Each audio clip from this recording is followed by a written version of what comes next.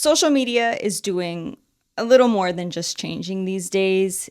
It's given a lot of us whiplash. What worked even a few months ago is already starting to feel stale. Some of the past year's best practices are kind of overdone at this point, and a lot of people are just generally exhausted by the repetitive churn of the scroll and also way more critical about what they consume. That said, being successful in the 2026 social media landscape isn't necessarily going to be about doing more, but it is going to require adjusting how you show up. I'm a freelance social media specialist who manages and consults businesses' social media for a living. And here are some of the big shifts I think are expected to come in 2026.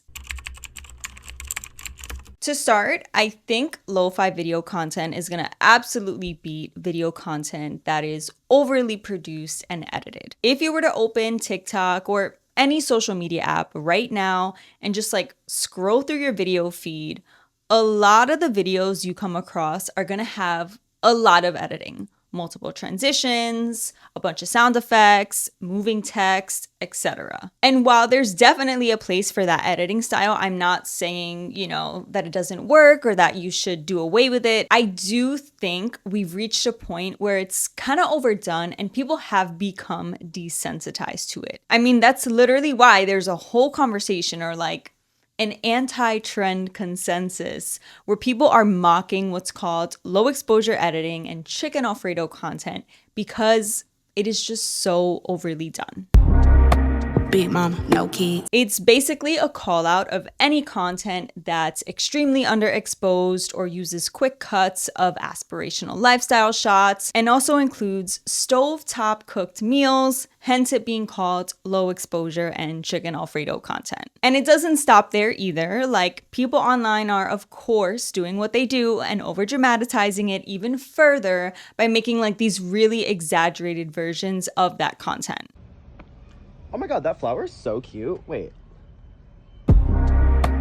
Big mom, no kids. Hello? So as you can see, people are kind of numb and desensitized to the overly curated content to the extent that it's now kind of become a gimmick. It comes across as cringe and trying too hard. And I think this is a product of so much of the content we see online becoming more about being this plug and play thing because it works for people before obviously it gets to a point where it's overdone, and less about the actual content value and delivery that's unique to the person or the brand posting it. And now a lot of content just kind of looks the same, and it's something you obviously want to keep in mind because if you lean too heavily into the overproduced, the reaction to your content might be the same. So because of this, I think people are going to end up just being more receptive to lo-fi video content. And again, I obviously don't mean content that's poorly produced or not optimized for social media, but content that feels human first and is intentionally minimal. Content where the brand, the personality, the perspective, the ideas, and the concepts that are being explored do more of the heavy lifting than the editing and the visual polish does. And I also see this as a way people will continue to push back against AI content too, because most people aren't really fans of it. They're either extremely against it or only accepting of it in very specific instances. Think back to how annoyed people were when AI slop had its moment and really started hitting people's feeds heavily, and how platforms like Pinterest and now TikTok responded to that sentiment by giving people the option to limit how much of that AI content, that AI slop, they see on their feed. And so with lo-fi content, it's not just about the merit of the ideas, it's also kind of AI proof because it's a signal of the humanity behind the content, behind the people posting it. Another shift I think we're going to see is people posting less so that they can focus on posting better. So instead of posting 5 to 7 times a week just for the sake of posting and saying, hey, I'm here, people are going to be more focused on making sure that when they do post, it's done in a way that's actually meaningful. And this is for 2 reasons. One, if you're constantly posting, you're gonna fatigue your audience, and over time, that makes the things that you do post have less of an impact because you're not giving people room to breathe, or even like anticipate your next content piece. Two, your content quality will inevitably suffer because you've put so much pressure in trying to churn out a high volume of content that you end up exhausting yourself and your creative output, which is going to show up in weaker ideas and weaker execution because you're rushing it. And if you've worked with social media in any capacity, then this isn't new advice, but the shift I'm seeing is that clients and people looking for social media guidance are also starting to understand this on their own too. Especially when not too long ago, they might have thought that the magic was in posting more, but now I just feel like people seem to have just an overall understanding that it's actually much better to show up intentionally than it is to show up constantly. And I think this has to do as well with the fact that people now realize how much work actually goes into doing social media well, and how the let's just post this mindset is not only ineffective, but it's also just highly unsustainable. Also, people are posting less in general. Like, even polling supports this. Nearly a third of all social media users post less on social media now than they did a year ago. And that includes Gen Z, which is saying something. It's also algorithmically smart too, because right now, social media algorithms are designed to push content based on good watch time and engagement. And the only way to get that good watch time and engagement is by obviously focusing on quality over quantity. I actually did a whole video on how social media algorithms work based on information I got directly from each social media platform. So if you want to learn more about specific platform algorithms, I'll leave that in the cards and in the description. Cultural competence is for sure gonna be a requirement in 2026. It's not even gonna be a bonus skill. I'm not making a value judgment here, by the way. I'm just talking about the technical reality of posting online. But between the Sydney Sweeney Gap ad, the death of Charlie Kirk, and how fast the responses and conversations around those things got amplified by algorithms, it was a reminder, or those events were reminders of how quickly content can spiral when you put something out into the digital ether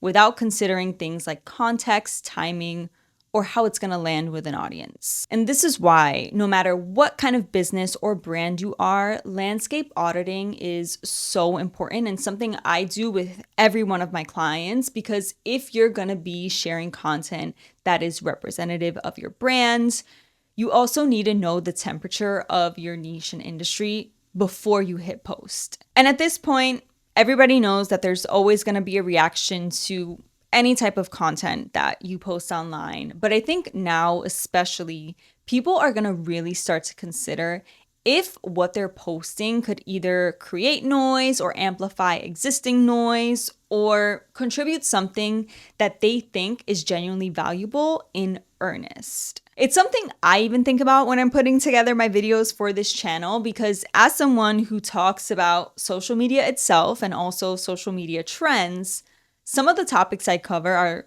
just inherently contentious. And while I obviously have my own opinions, we all do, my goal with those videos is to analyze how a moment or event is functioning on social, not to necessarily debate the topic directly. For example, back in June, I did a video talking about how social media was used to mobilize people during the ICE protests in LA, but I didn't set that framing up in the beginning of the video.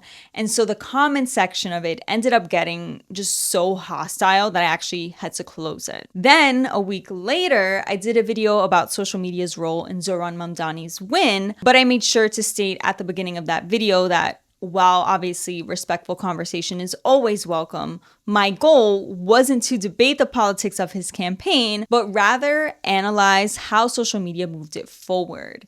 And setting the tone that way made all the difference because people engaged with the actual analysis of it, and it's also one of the most watched videos on my channel. And that also speaks to another part of cultural competence, which is just being able to gauge if a conversation is even appropriate for you as a brand to engage with in the first place. You know, like, it might not even be about having the right or the wrong take, but just about whether the potential responses that make engaging with a topic or a trend worth that risk in the first place. I wouldn't even be surprised if we see businesses and brands just start to either straight up skip trends or just use them very sparingly, because unless you really understand how to gauge the cultural temperature or how good people are online at being able to tell if something is opportunistic or how fast things can flip from harmless to tone deaf, you're gonna miss the forest for the trees. In this social media landscape where the algorithms push content based on the speed, praise, and even outrage around it, you have to be tactful about what you're doing. The last shift I think we're gonna see in 2026 is short form video becoming search friendly, not just scroll focused. Since short form video made its debut onto social, the general rule of thumb has been to curate short form video content based on in-feed, watch, and engagement behavior. And while that's still very much the case, obviously, the feed isn't the only way people engage with or come across short form content. You know, people are also clicking into short form content videos based on searches because social media is also a search engine at this point. So because of this, short form video has to also be optimized for search intent as much as it has to be optimized for the scroll, because people aren't just scrolling anymore. They are searching things up on social media just like how they would on Google. And so content has got to account for the searches people are going to make,